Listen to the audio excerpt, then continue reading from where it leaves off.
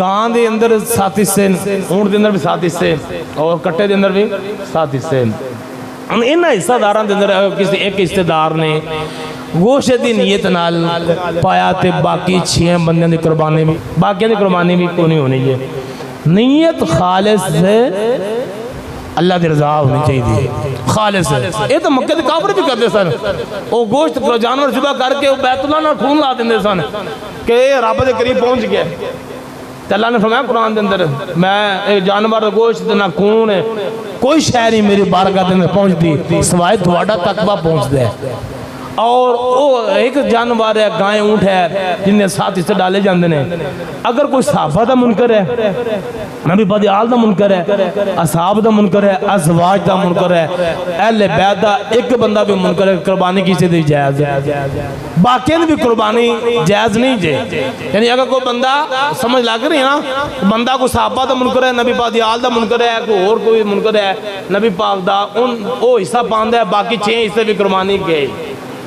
یعنی قربانی دا جانور اگر اپا حصہ پانا ہے، دل دے اندر نبی پاک دے اصحاب ازواج نبی پاک دی آل دے متعلق بغض ہے نہیں ہونا چاہیے، خالص نیت ہوندی اللہ تعالیٰ دی رضا دی خاطر اور پکا سچا جنی عاشق ہونا چاہیے۔ 4 جانور میرے مصطفیٰ نے منع فرمائے جڑے اپا قربانی تے نہیں کرنے۔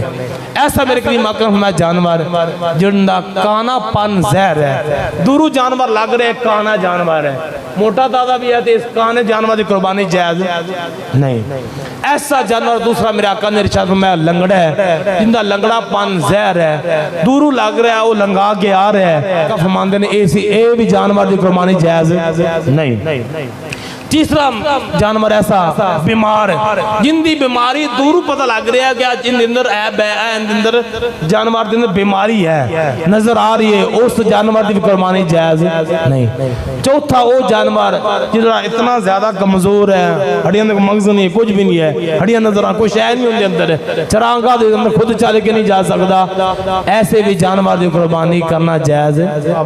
اچھا جانور جن اللہ تعالیٰ دے نام تے قربان کرنا چاہیے۔ اندر عیب پایا جاوے او قربانی دے جانور ذبح کرنا جائز نہیں۔ اگر وقتی طور تے جانور اپنے ہاتھوں میں نکل گیا ہے، کوئی عیب پیدا ہو گیا ہے، پھر اس نو آپ ذبح کر سکنے۔ اللہ تعالیٰ عمل کرن دی توفیق عطا فرمائے۔ ہم علینا الا البلاغ۔